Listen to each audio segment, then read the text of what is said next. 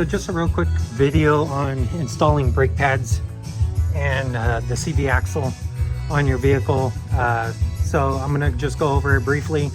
I've already installed the brake pads in another video, but there's been updates since then that I want to talk about when you're buying brake pads. And then also just how I installed the CV axle real quick.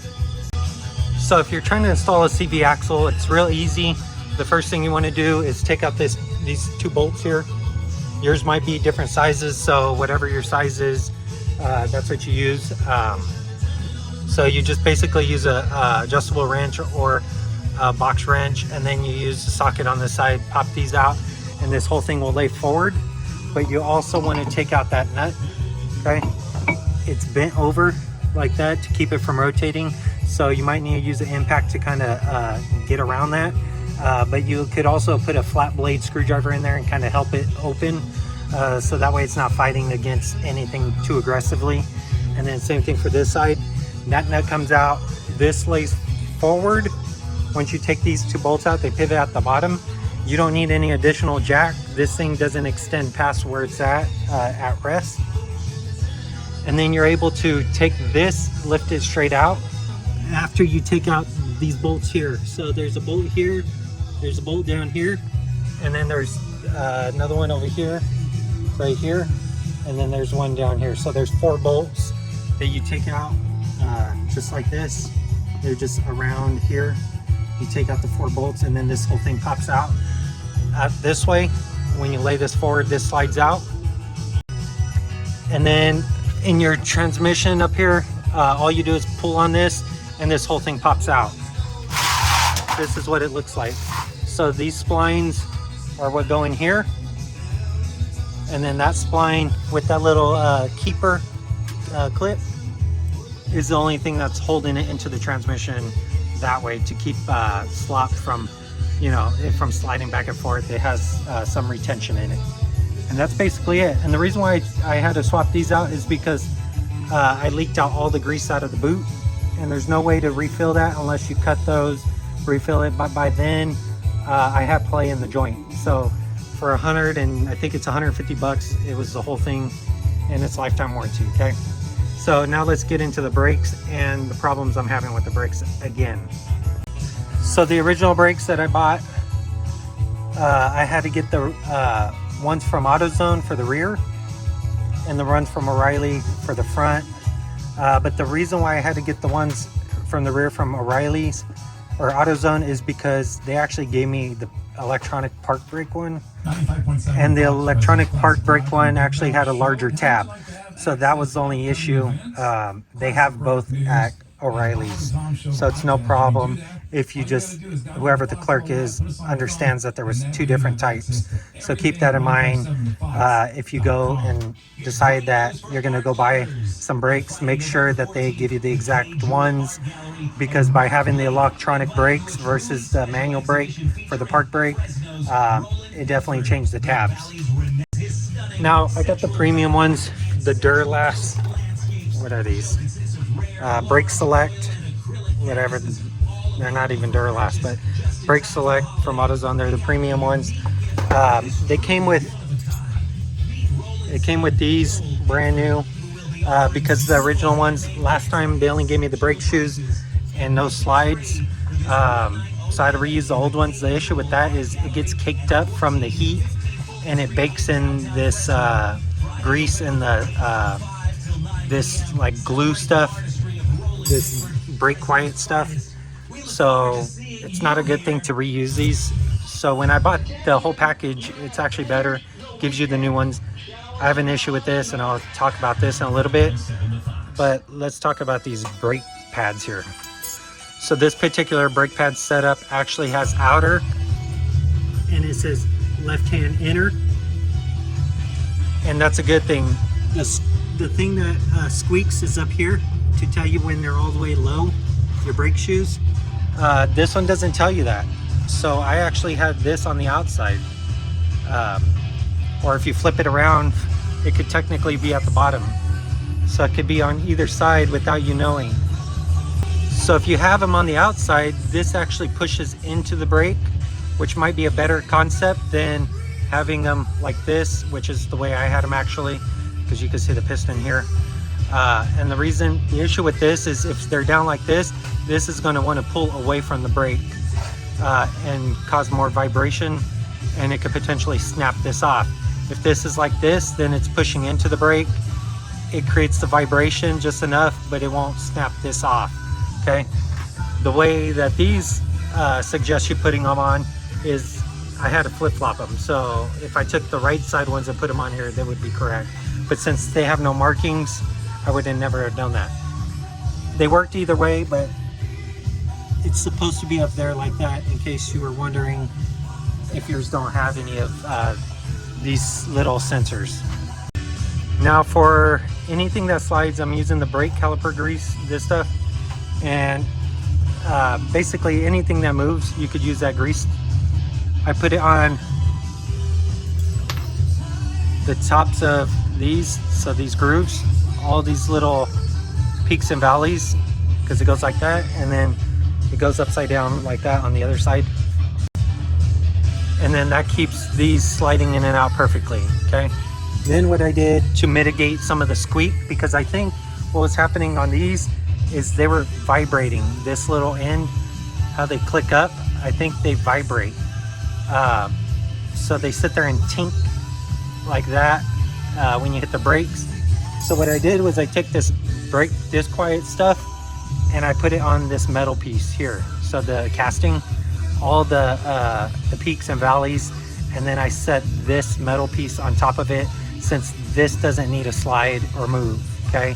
The only thing that needs to slide and move is the top side of it where these rest on, okay? Then I'm gonna proceed and put the brake quiet on this pad here where it clamps around, and then same thing on the back where the where these things mount, okay? So this piece here, and this piece here will have the orange stuff again, just so it glues onto the pad itself and adheres it and then keeps it from squeaking. Since this doesn't need to move once it's on here. The only things I need to move is where these tabs are and then all those surfaces. Also, what I recommend doing is putting some grease on this thing where the curvatures are as well, which I didn't do, but I'm gonna go back and do it on this face here. So that way, if it does vibrate, it at least dampens some of that vibration. One thing I did was, of course, I greased this so that way you don't get no chatter up on that little dog leg. It slides back and forth, but I greased the heck out of that. So hopefully that dampens some of the vibration, reverberation through this whole thing. Now for the problem I'm actually having, this cutout here is actually wider than this cutout here. So if you look, this is aligned on this side and you can see the difference in size. The problem with that is when you go and put it on here, these tabs are already pre-bent down. These are bent at a 90 degree. I actually bent them flat. But when you snap them on here, it forces this to bend inward like that. And as you can see, when these are actually bent inside like that, the brake pad isn't going to slide back and forth parallel. It's going to want to curve in and it will start binding because it'll be like that. This is drastic, but that's the way it would look. It's like that because these tabs are in the way. So what I ended up doing is cutting these off, these inner ones. Cut them off, and then it snaps in there fine, okay? Then what I'm gonna do is after I assemble all this like this, I'm gonna go through and I'm gonna bend this tab, these tabs, and then the ones on this side to secure it from the outside, so that way this thing doesn't slide around either, because you don't want this to slide over and start scraping on this. They bend the inside tabs, but I'll bend the outside ones to keep it from going this way. These outside ones here to keep it from sliding this way. And then also the brake quiet that I put underneath here, that'll also stick it down so it doesn't slide either, okay? So that's some of the problems that I encountered. I think it's because either they just miscalculated and you got crappy parts, or the company that sells these are selling universal things and they just look so close that they just assume that they're the same. So to cut the tabs, all I use are these dikes, just basically put them right there and then cut them like that. So this is what it should look like when those tabs are cut. I hate to do this, but you have no choice unless you order them straight from the dealership. And I think that's probably what I'm going to start doing from now on with this vehicle, is just order them from the dealership. Yeah, they won't be lifetime warranty. You'll have to buy them every time. So this is what they look like after I cut those tabs off on these inside ones. It's not ideal, but I mean, unless you order these from the dealership, you're going to run into problems like this. And it might be for more than just this car. This is just the only time I've actually encountered it. It's been a heavy issue on this car. Just issues on this Hyundai Sonata like this. That being said, these are lifetime warranty, everything here. So it's free once you buy it once, but I'd rather get good parts that are repeated. So maybe in the future, instead of just getting these warranted items, I might just buy from the dealership and get the proper ones next time, just so I ensure that I have the proper gear when you go into this without having to figure out what you could do to modify it to fit. And everything could be an issue because the manufacturers might think that these all look so close to the same that everything's the same in dimensions and stuff, so that's why they throw them all together. But keeping that in mind, nothing's the same. They need to do their due diligence and make sure you get the right parts. But like I said, when you got lifetime warranty, what do you expect? They don't care at that point, right? And AutoZone seemed to have a better selection on the back ones, but I never bought their front ones because I warranted these out. So another thing I noticed on these new pads is if you look right here, the old pads, they break the edge and they have one slot here. They break the edge and they don't, the one slot, okay? Now if you look at the new ones, they actually groove this whole thing out right here. They don't chamfer a little bit, they groove that whole thing out. And they also got two slots. These slots collect brake dust, and if you look in here, there's quite a bit of brake dust that fills up that, so that could cause some squeaking potentially. But also this leading edge is a major issue for squeaking. That's why they break that edge, so that way it doesn't reverberate through. You got more surface area here. Okay. I don't know if this is going to be any better because they just cut it like this. They didn't chamfer it. Like this whole thing, they didn't chamfer. They just cut a straight line into it. So I don't know if that's going to be good or not. These old ones, they actually chamfered it, so you can see the chamfer. Okay, so we'll see. Maybe that's going to actually be better. These are ceramic, and these are just some regular brakes. I prefer ceramic over the regular stuff because it has less brake dust. If you look at this rim, a lot of brake dust in there. And then when you change out your tires or they got to mount and balance them, the wheel weights, they got to clean all this stuff to make sure the wheel weights stick. So that could be a hindrance of making sure that they always get a good, stick on the wheel weights, because I've already lost a set of wheel weights on the driver's side.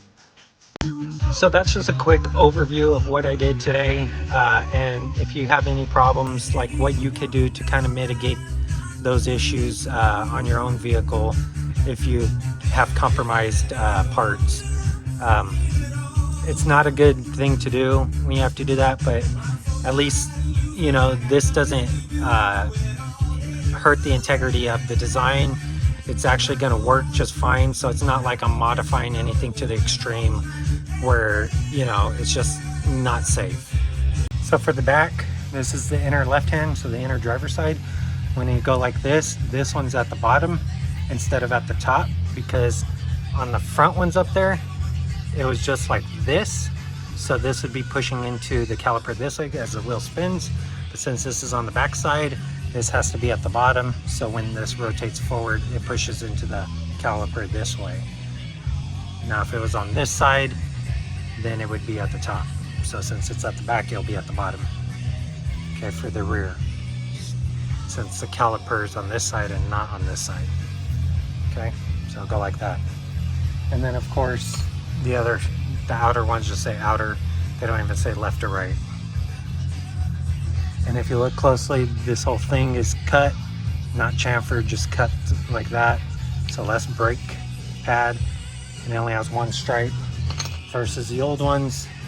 They had no chamfer up here, so maybe that's where I was getting a lot of squeak. And they have one cut in it, one stripe down the middle.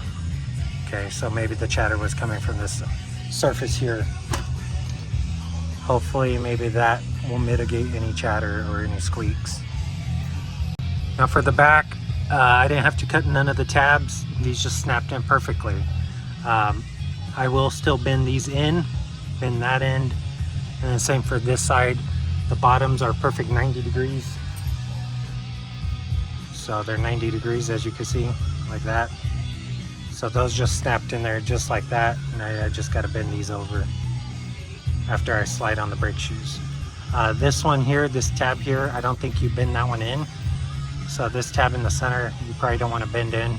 There's, like I said, there's no instructions on these how to do them, but this one here, this one there, and that one you want to bend. This one you don't want to bend because, as you can see, it has like a little lip right there. And that lip, I think once you slide your brake pads on, it keeps the brake pads from sliding out. So if you need to replace the brake pads, in order to take them off, you're going to have to push down on that little flare right there. Because your brake, it'll stop your brake from sliding out. Not sure why they did it on these. The original ones, or the ones last time, don't have any of that. I'm going to hold on to these, and I'll probably soak these in some solvent just to see if I could clean them up. Just in case for future use. So when you put your new brake pads on like this, in order to get this over them, you're gonna have to compress this piston back. So you could use this setup, like I'm using a big C-clamp, like 6 inches or larger. I probably need 8 inch because you should be back here on top of that bolt to kind of compress it. They do make brake caliper or brake pad compressors where it goes in between and smashes outward. You just got to make sure you have the right one. Like these have a C shape, so I could put this in. Some of them expand from the center, so you need a wrench. You crank it with the wrench. Some of them have a ratchet wrench incorporated into it. So depending on the type of caliper you have will depend on what you should use. But I just use the old brake shoe or brake pad on it, and then I compress it, and then we go to the front. But before you compress it, go to the front over here and take this and just pop the cap a little bit like that. Maybe wrap a rag around it, leave this off, don't tighten it, so that way the brake fluid will go back in, lift up, and if it overflows, you have a rag there to catch it. Just make sure it's at the max line. You never want to go above that. So if you do go above it and it does reach the top, then use a rag and put the rag in there to kind of soak up some of the fluid. But leave this off like this, and then go back over here, crank it, sandwich it, and then put it on. Once everything's installed, then pump your brake and it'll recompress all this stuff. So after you put this back together, go back to your lid, tighten it up like this, just like that, and then go here to your brake pedal down in there, and then pump it a few times, and then that'll lock up your lines with brake fluid. Whatever you do, you don't want to break this line here, so you don't want to crack it open and then pump the brakes, because it'll let air inside the actual line itself. If you're having a hard time getting this caliper on, keep in mind you might have to push this in here. So this flexes right there. So as you can see, it won't go in, but if you press in on it, it slides in, because this is like a spring, because these brake calipers will float. Okay, so I got everything assembled like this. As you can see, this will float. It'll float back and forth. Clean any of the stuff off of here. You don't want none of that stuff, so wipe it off. And then once all that's set, now you come back over here.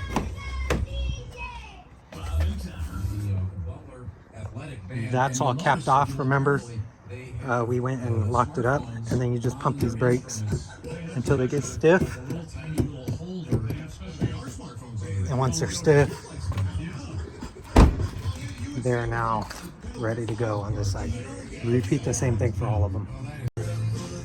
So theoretically, you should never have to put brake fluid in this reservoir for the most part. When it goes down closer to empty down there, that means your brake shoes are basically done. So when it gets up to about halfway, you know that, hey, it's caution. Make sure you think about changing them in the next couple of months. But when it gets down to the minimum, you know that's probably about maxed out, because once you put new brake shoes on and the pistons expand back out, it'll go all the way up back to the maximum. Keep in mind, it's not straightforward like that because certain brake pads are maybe a little bit thicker than others and they wear a little different. But that's kind of a basic indicator of where your brake shoes are actually at in terms of thickness. So mine were about halfway. So that's about how much I had left when you look back at them. You look back at these, and as you can see, this is where it vibrates. That's how much meat I had left. Okay, but it could also be different amongst the whole thing because the front might wear faster than the back. It's usually 60% braking in the front and 40 in the back, so your front are going to wear out maybe 2 times to the 1 time you replace the back. Usually is close to the ratio. So that indicator might be a little off because your back are going to stay a little bit thicker than the front, but that's a good indicator to kind of tell you where your brake thickness is at. Okay, so of course to take off your lug nuts, it depends on whatever vehicle you have. Mine in particular is 21 millimeter. Take off all 4 lug nuts, or 5, my bad. And then to take off the center bolt here, it's a 32 millimeter. Like I said, for mine here in particular, these are going to be bent in like that in this recess here, so you might have to take a chisel or a flat blade, kind of wedge it in there to help you if your impact's not strong enough to spin it out on its own and kind of force those to open up. Okay, then mine here in particular, I'm going to use a 14 millimeter to take out the bolt here. There's a bolt here, a bolt down here, and then same thing for this side, a bolt here and a bolt down there. And then I'm gonna have to take these off as well. So an open-ended wrench or adjustable wrench on this side and then a socket on this side. I think this is, it's gonna be this size, which is a 19 millimeter here. And then I don't have a wrench this big, so I'm gonna use the open-ended wrench just to support it. And then zip that out. Of course, you don't wanna use 3/8 drive on here for this because these bolts are big. So I'm gonna jump it up to 1/2 inch and then use the impact to zip it out real quick. Then this whole thing should lean forward a little bit just so you could get this axle to just slide out, and then you tug on it and it pulls out of the transmission back there. This one here in particular is the passenger side. There's videos on how to do this, so that's why I'm really not going into depth on this. I just want to give you a little quick overview since I'm posting the video anyway. So you're going to need the extension in here in order to take any of this stuff out on this backside of the transaxle, to take out these 4 bolts, just because the ratchet can't fit in here because this boot and the diameter of this knuckle is too large. So having this little short extension to get you out here will help you. Just make sure you don't strip it, because being out here you got a lot of leverage to kind of cockeye your ratchet. So you just want to be able to do that and break it loose and then tighten it. Refer to your owner's manual or Google your torque specs of these. I tighten them up as tight as I could get them. They're large bolts, and I'm using a 3/8 hand ratchet, so I tighten them up till they hit snug and a little bit past snug. So never had a problem yet. Okay, but yeah, you want to refer to your torque specs if you're not familiar with working on any cars. So this is what I use. So this is the leverage of it. I don't know, maybe an 8-inch ratchet in length, and it kind of dog legs over. So this one here in particular is a Pittsburgh Pro. It's nice because you can actually click it over and and kind of get it into areas where you can't get the whole arm in. So like if for whatever reason your wheel well hits, you could kind of angle this like that, and then you could move it this way. If you can't get up in here, you got to get this weird angle. It just helps out a little bit. I mean, you could kind of click it in with the ratchet and kind of get at the angle. Only thing is your movement isn't going to be there. So by having this adjustment, it actually lets you put the movement wherever you need it, especially if you're inset into something and you need like a weird angle. This kind of helps out. So if it doesn't come off of here because they didn't lubricate these splines and it pops off over there, what you do is you lean this forward as far as you can. Of course, the brake's kind of in the way. And then put the nut on so you don't damage any threads in case you need to reuse it. And then you tap it back like that to kind of break it loose. Make sure it's pulled away though, so that way you're not banging it into the transmission and messing all of it up. It was easier when I didn't have the brake caliper on because I could swing this out of the way. As you can see, it's pulling on it a little bit. So you got to kind of help it out over here. But yeah, doing this will help loosen it up. Just make sure it's pulled away when you're doing this so it doesn't, like I say, force into the transmission. Okay, so this is the new one. This is the old one on the passenger side. As you can see, the old one actually has a larger diameter here, but this one's smaller diameter. This matched the driver's side as well. The OEM one was a smaller diameter. This is a tube, and I think this is a solid shaft, so the diameter I don't think is really a problem. Just as long as the lengths match up. As you can see, they have like an oil on here. I'm gonna put grease on mine. I'm gonna grease this whole inside here, and then I'm gonna grease these splines, not this, but this area, because just so everything slides in nicely. Now if you come here, of course I put some zip ties to support all this stuff here. What I also did, since I have the brake caliper on and this can't swing too far this way because the sensor, so for that sensor wire here, I put these zip ties to kind of hold this up out of the way to keep this from getting pulled. But what I did was I also turned the wheel all the way to the right, so like you're making a right-hand turn, and then that allowed me to get access to this area. So of course you could lubricate all the way up in there if you take down the pan, but what I'm going to do is actually lubricate this whole inner ring here, just pack it in, and then right here, and then at the tip, so that way anything that's sliding is just all in this area. So the grease I'm using is just regular like ball joint grease, high temp. You could use whatever it is you have. I do recommend it being high temp just because the transmission does get a little warm, so you don't want this to turn into a liquid and kind of run out. You kind of want it to always stay packed in there. So bearing grease is something that you could use. If you see a leak right there, that's the design of your AC unit. So the AC unit, actually the condenser is behind the firewall, I think, because there's a tube coming out of the firewall straight down, letting your condensation drip out. Usually in larger vehicles like Chevy, they have them in this area, which makes more sense than in your vehicle, because if that water ever sloshes onto your carpet or whatnot, then you're gonna have a mildew smell. So I don't like that design. Wished all the condenser stuff was out here. So now all you have to do is reverse the process that you did taking everything apart. I basically snugged these up already, since kicking it to the side like this and having it out allows me to get to it a lot easier. If you turn it back the other way, you should be able to reach those other ones a lot easier too, or just have it straight and then kind of just muscle it in. And then make sure you put that bolt in, and then you sandwich this with a piece of metal.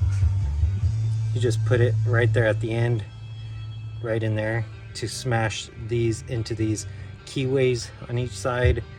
Don't mangle the threads, only smash this lip into that keyway. I used a little flat piece of stock, 1/4 inch, and tapped it in.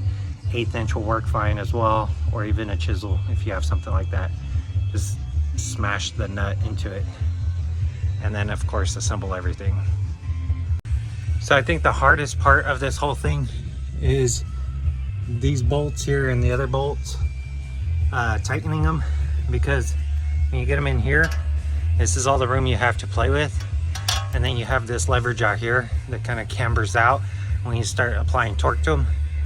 So my shoulder's up in this pocket here and my head's about right here, and you're trying to push down on all this to get it to torque over while holding this into the bolt without it trying to pop out. And then the other side would be this side, which I use my thigh and kind of support it underneath the handle. As I'm lifting up, I use my thigh to kind of push up on this handle to torque it over, and then use my hands to kind of hold this socket into the head, so that way it doesn't pop out. The issue is when you're doing this side, you can't really do that. You're relying on your body weight to push down, and if you slip, your side gets poked here.